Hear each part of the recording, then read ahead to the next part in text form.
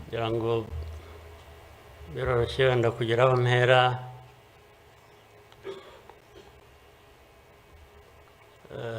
Ndahera ku mateka Imana yatubwiye.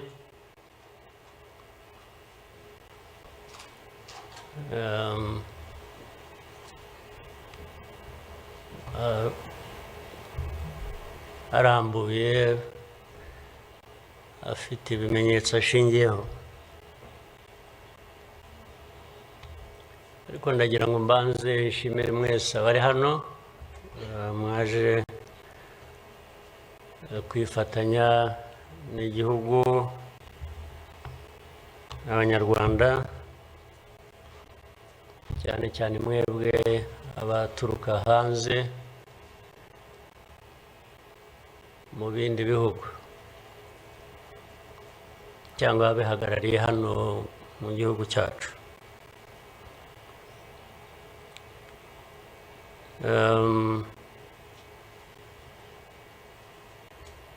Ndabashimira kuko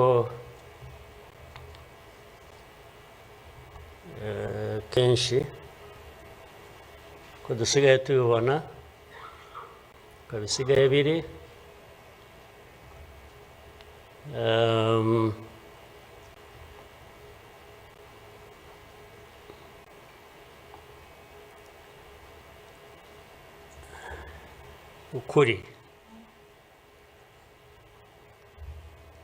ukuri ntabwo kukigenderwaho.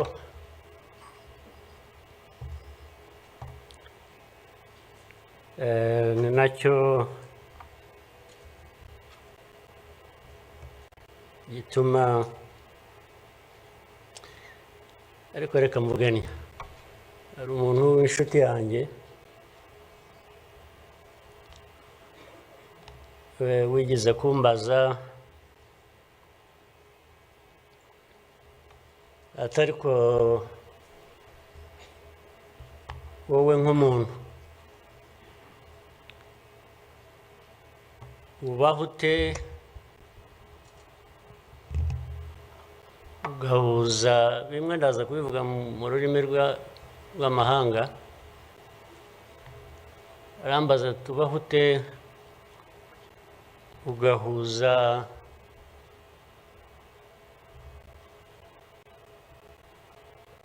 the dark past and the cruel present.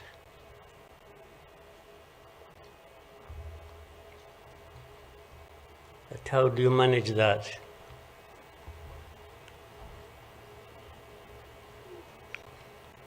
Ariko uko nabyumvaga ntabwo ari igihe yabazaga gusa, yabazaga u Rwanda. Bavuga ngo u Rwanda mubaho muti, with a very dark past and a very cruel present.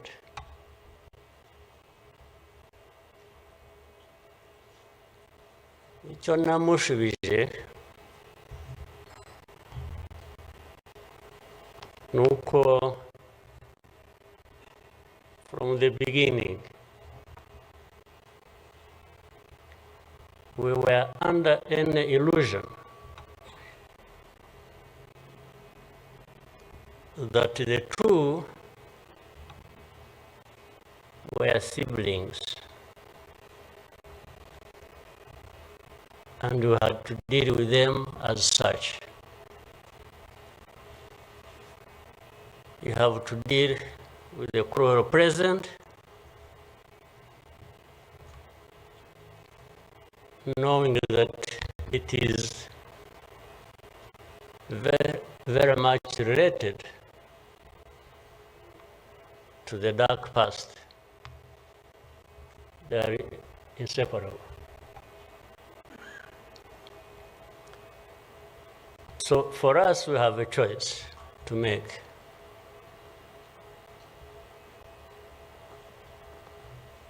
You are either crushed in between and you stop existing,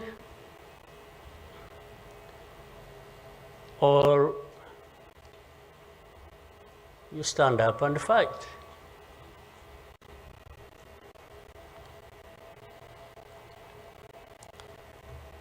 When people are saying in the testimony that, the hope they have and that what happened here 30-something years ago will never happen again.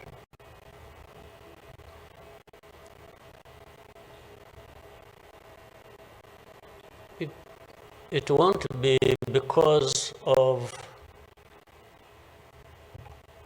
those who are responsible for that dark past will not try again, or are not even trying now again.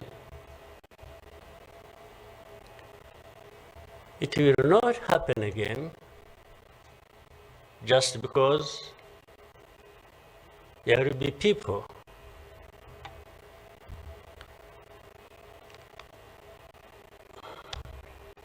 who will stand up and fight.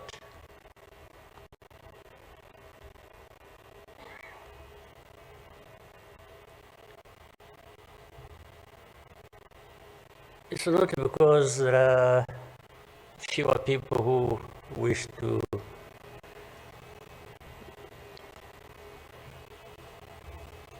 perish or who would have wished us all to disappear, this country to disappear.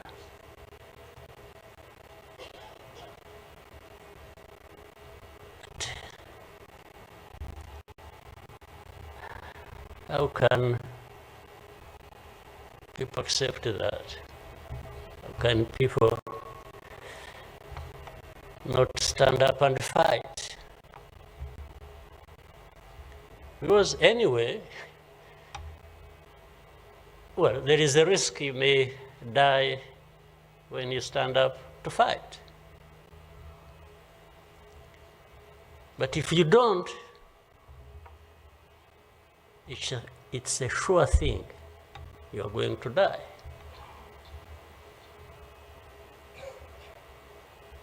So why don't I try the former? Why don't I try to stand up and fight with the chance that you might survive and live on your life as you want it, instead of giving up and you let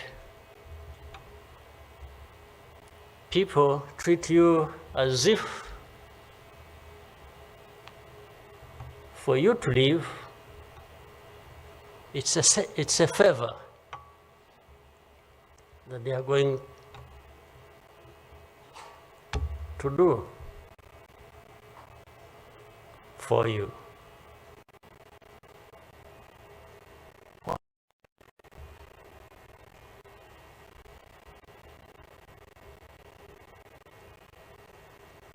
I've also had people come to me and warn me and say, President, you are too vocal. You say things that challenge these people who have the power in their hands, and they're going to kill you. Well, first of all, it means they are killers.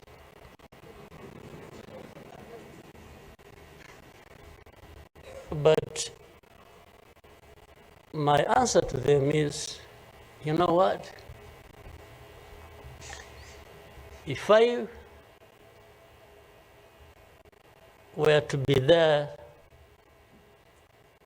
to just accept these things to happen, I don't think I would count myself as living anyway. It's like I would already be dead.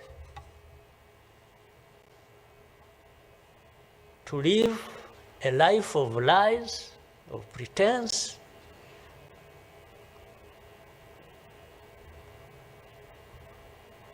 and owe my life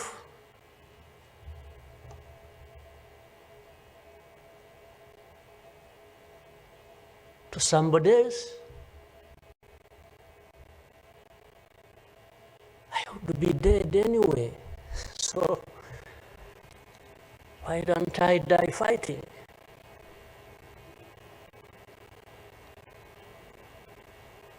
So you Rwandans, why don't you die fighting? Instead of dying anyway. Just dying like flies. Why?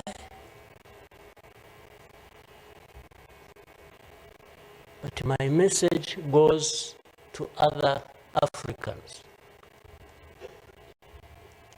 who live like this on a daily basis, who are dehumanized.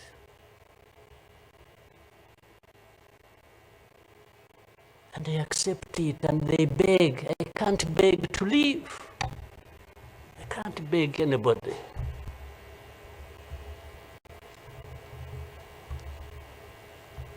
Who will fight? If I lose, I lose. But there is a chance. There is a chance, a significant chance, that if you stand up and fight, you will live. And you will have lived a dignified life that you deserve, that anybody else deserves. So these people who are there to the UN, they are there to these Western capitals, they are everywhere, they are just saying, Rwanda. This small country, this Rwanda. I mean, you see, when you're talking about Rwanda and ganging up together against Rwanda, you think it's some country that is... Then when I remember the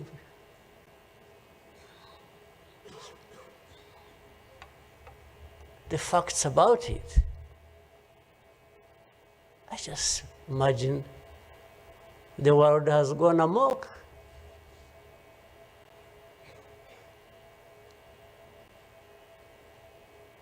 But in the midst of all that, we have to live. We have to live our lives, we have to fight for that, we have to live the way we want. And I tell anybody to his face to go to hell.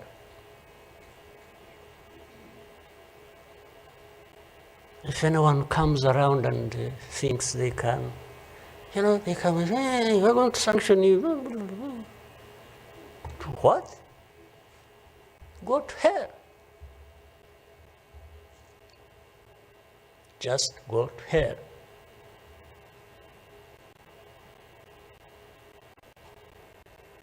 You have your own issues to deal with.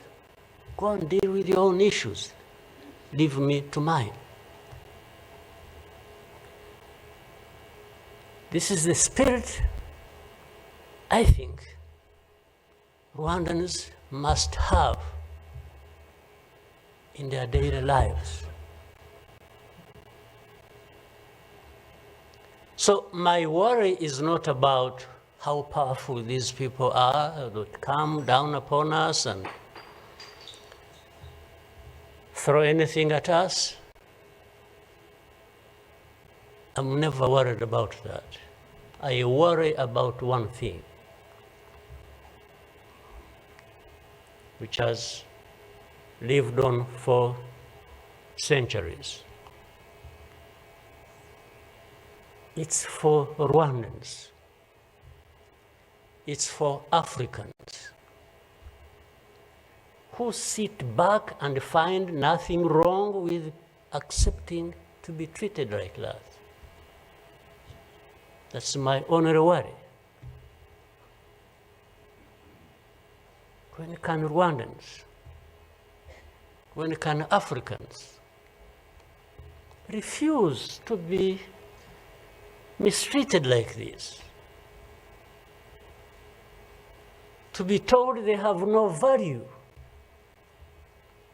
to be told that their lives have to be lived as a result of a favor they are being done by somebody else. What a shame for people to accept that even for a moment. You must not accept it. You must get up and fight for yourself.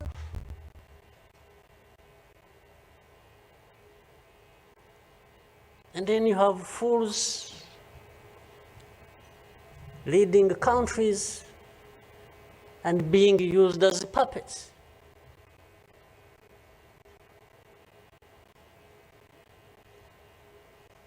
And they are stealing from their own resources, which they should be putting to the good use of their own people and develop them. They just put everything to their own use, find billionaires in a sea of poverty, millions of people going hungry, and their leaders, billionaires, money that has been stolen from the resources of these people, and these are the ones received in Western capitals and praised, and when, Rwanda is being crucified, literally at the UN, everywhere, these are the ones who show up and everybody is doing their bidding.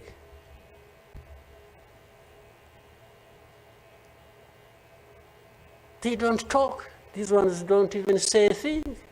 There is somebody to say it for them.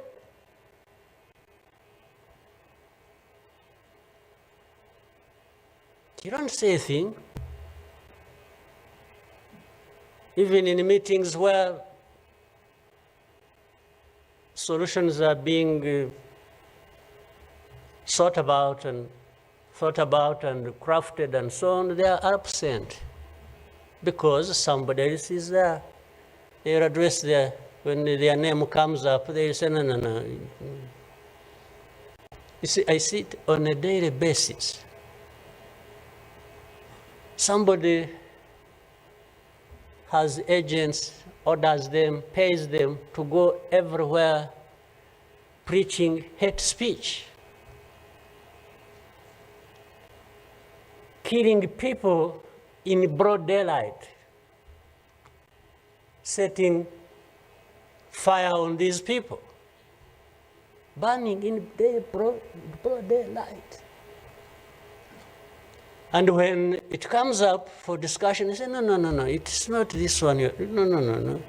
You see some other people, we look for them. But the person keeps coming up. He says, no, I will take the war to Kigali, I remove the government, these Tutsis, we are tired of them, like we were tired of them 31 years ago. Here. And it's okay. These wonderful people, these powerful people who tell us what to do and what not to do, they are okay with that. They are fine with that.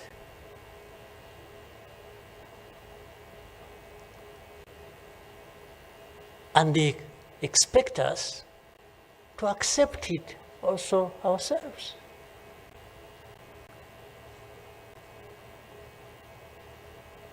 In broad daylight.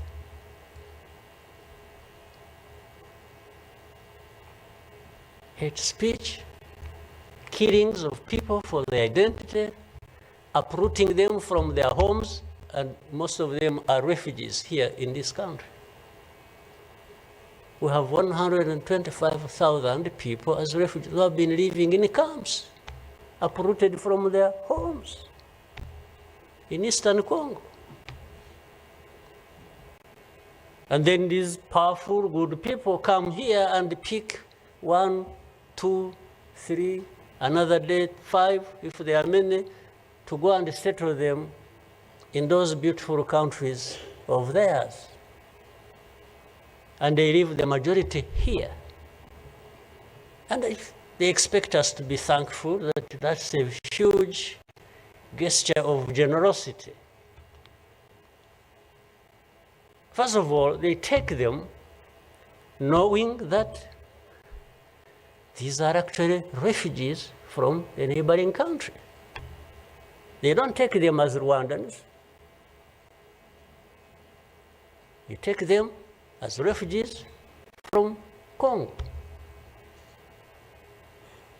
Only that they are taking very few. They are not, I wish they could take all of them. Those who wish to go and resettle them. So the rest becomes my problem. So what they have to do is cleanse Eastern Congo of all these people, bring them to Rwanda, take to your countries those you want, few, very few, not even 0.1%, and the rest should remain Rwanda's problem. Because after all, these ones are Tutsis like Kagame. That's a simple conclusion. But ask yourselves,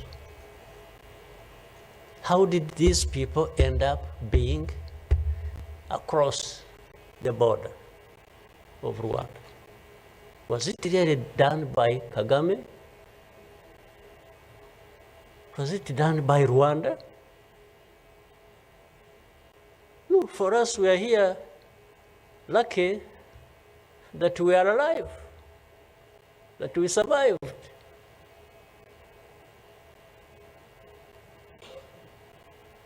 So,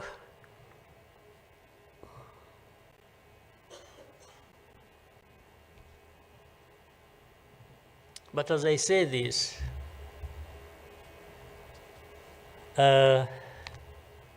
even for my sanity and the country's sanity, we have sometimes to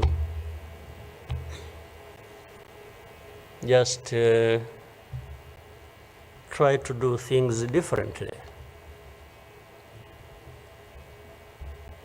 Meaning, if you want to be helpful, if you want us to be partners, we are happy to play our part, and you can be sure you will find a reliable partner in us, irrespective of what we think about you.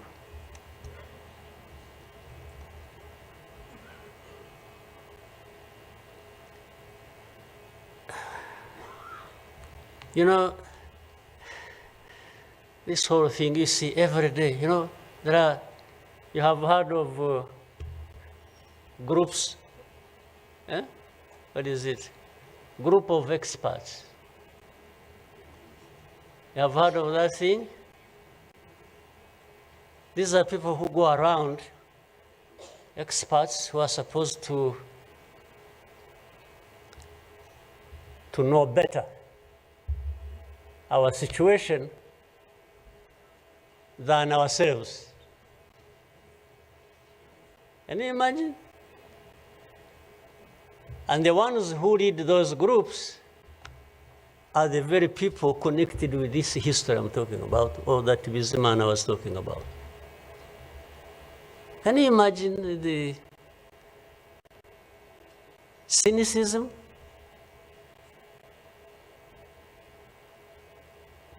And this expert comes to me and asks me, you know, but this. So the whole thing about genocide, this ideology that has killed millions of people, has been turned into a problem of minerals. You know, it's okay. Let's imagine it's a problem of minerals now. Was it a problem of minerals in 1994? Which minerals were we fighting for here? Just imagine. Which minerals?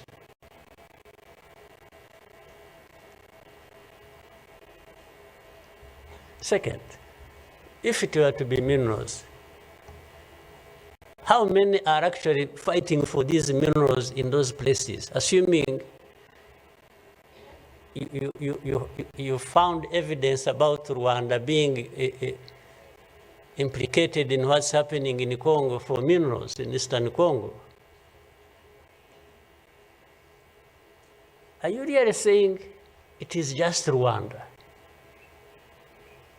Why don't you be brave enough to say Rwanda is invading our territory we have created for ourselves and is encroaching on the minerals we are also encroaching on in Eastern Congo? Why don't you be brave enough to admit that? At least to say that.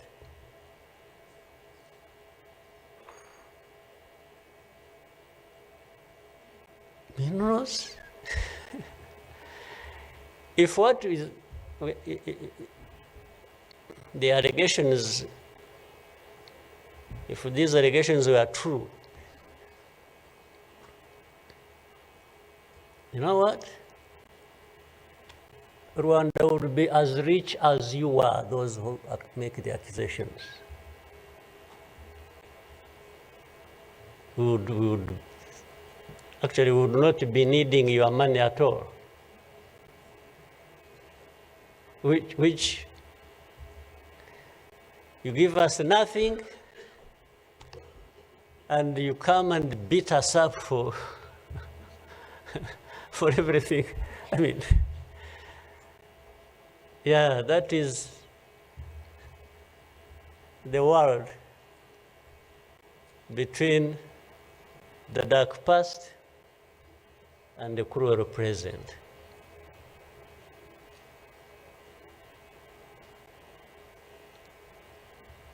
But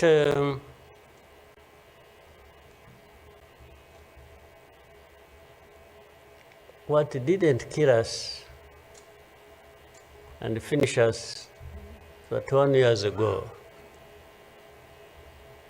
has hardened us, has prepared us for the bad things that will always come anytime these people want and wish. Honestly, I want to assure you we will not die not fighting like last time. And fighting does not involve invading anybody's territory, does not involve going after something that is not ours. Fighting, I mean, is if you find us here and want to treat us the way you want that we have seen in the past, I just want to assure you, you will not succeed. You will not succeed.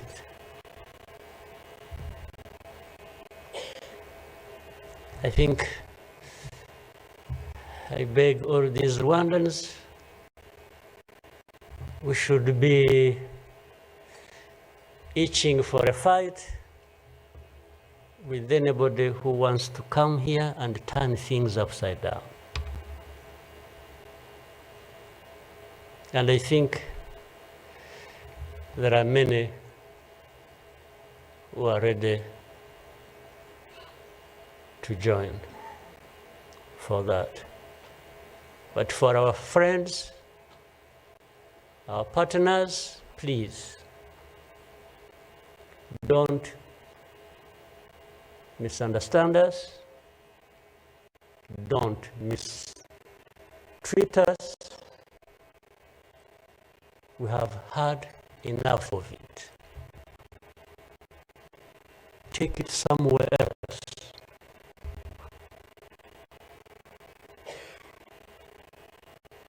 Take it somewhere else. You know, this Bizimana who was telling you this whole history, by the Bizimana, if you could compile that and distribute it to our friends and all of us. I actually want a copy of what you... But I think you should give our friends and others, they need to... Much as in the cruel present, facts don't matter, evidence doesn't matter, the truth doesn't matter.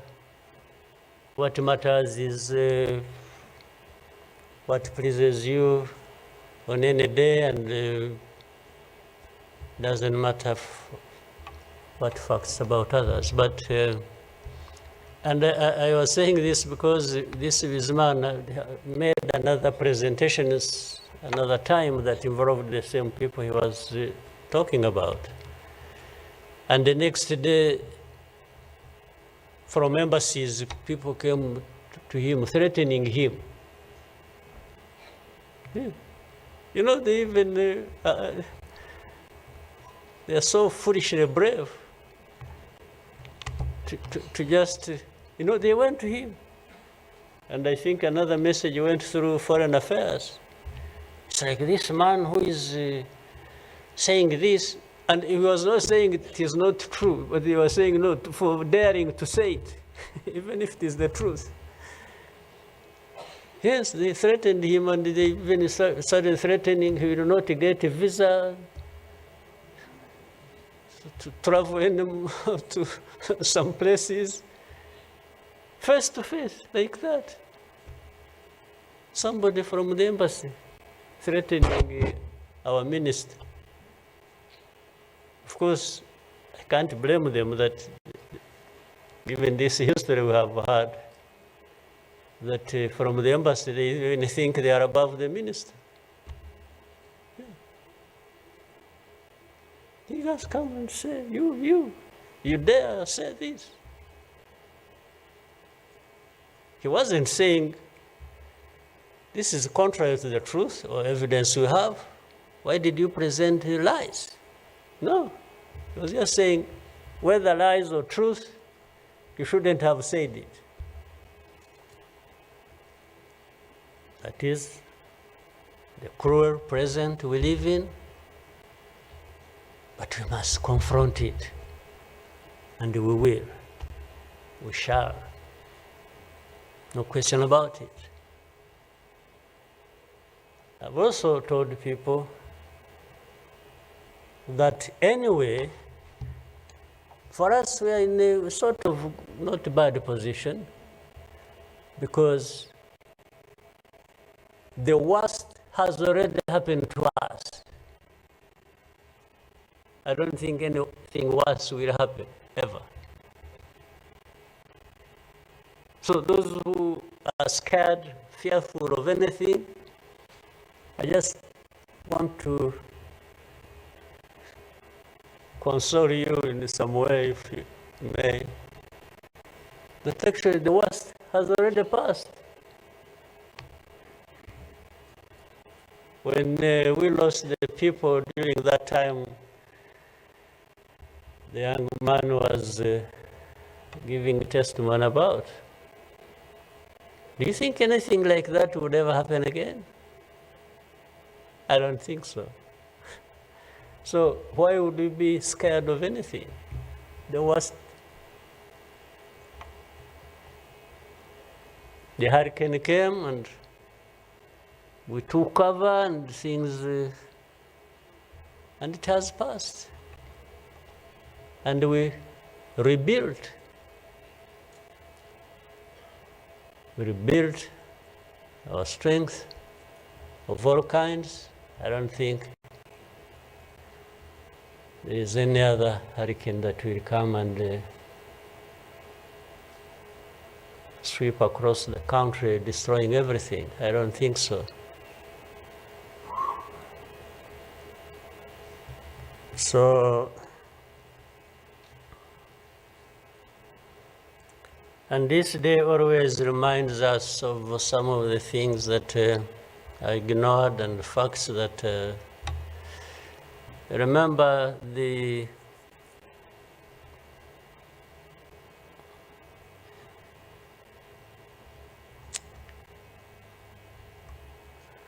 book written by somebody many of you know, Philip Gurevich,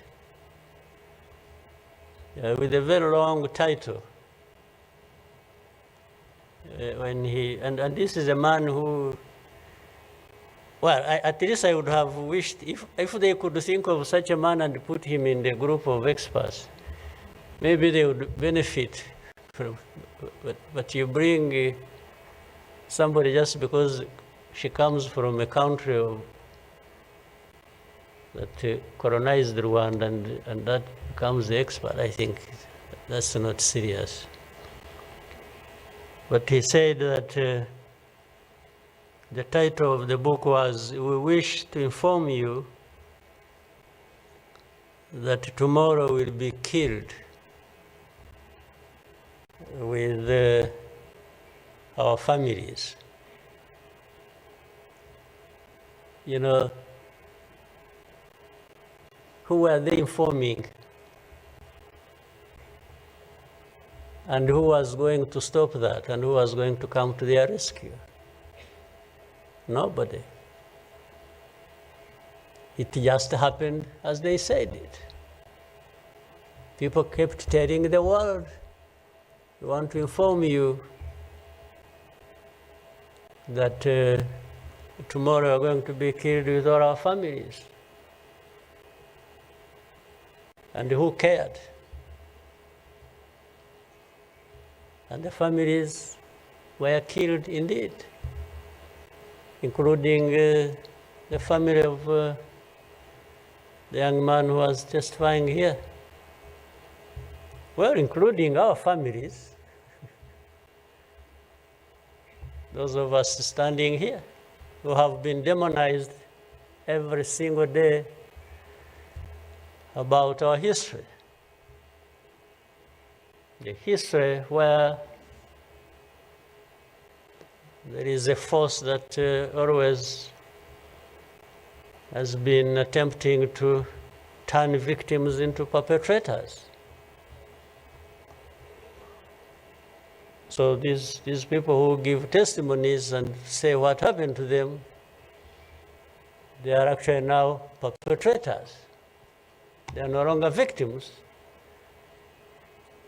So the cynicism I was talking about, what happens in this world, is that these very people who barely survived and who lost everything else and their families are now the victims, the perpetrators, no longer victims. That's what the world wants to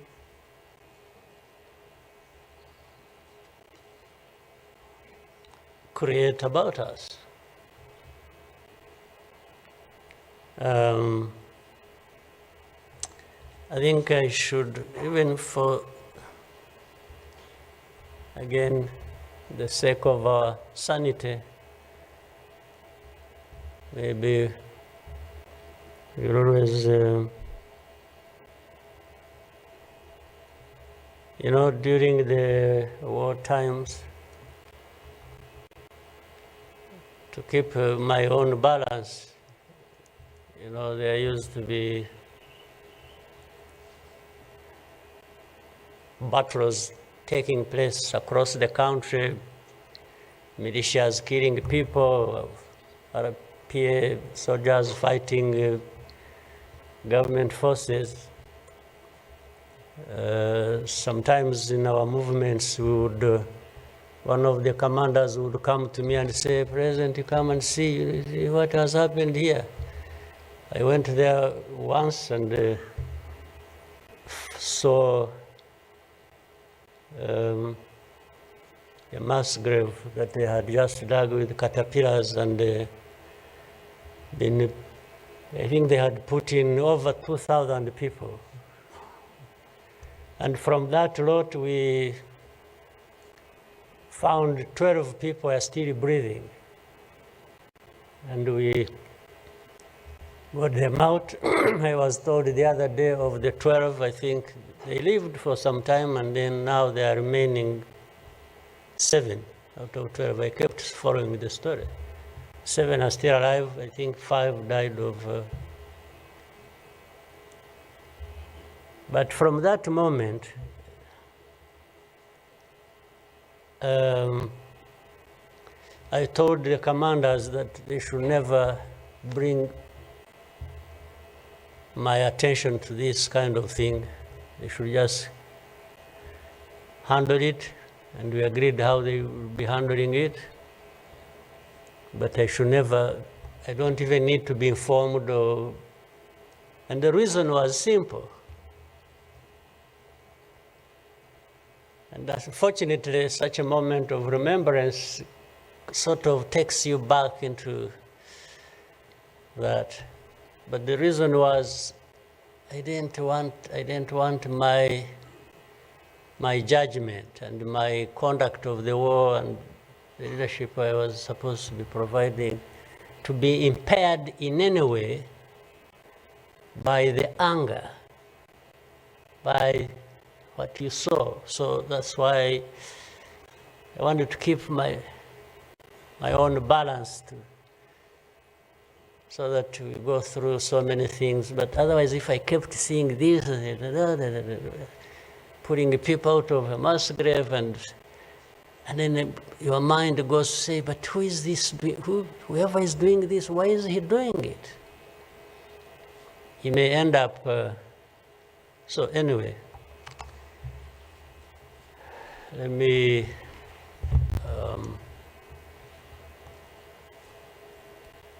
end here. There will always be another day, another year to commemorate our lost people. But for Rwandans, I beg you,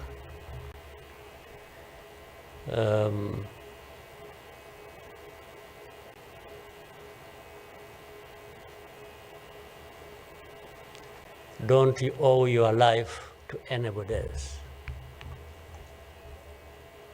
And please have the courage to deal with the situation and moment as it is. Don't offend anybody, but always fight for what is yours. Don't allow anybody else to dictate to you how you should live your life, because the moment you accept it, that is the day you have lost your life. God bless you.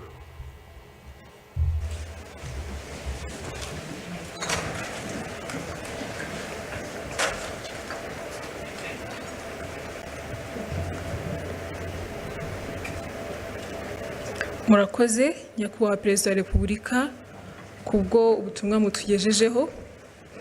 Abanyarwanda tuzabaho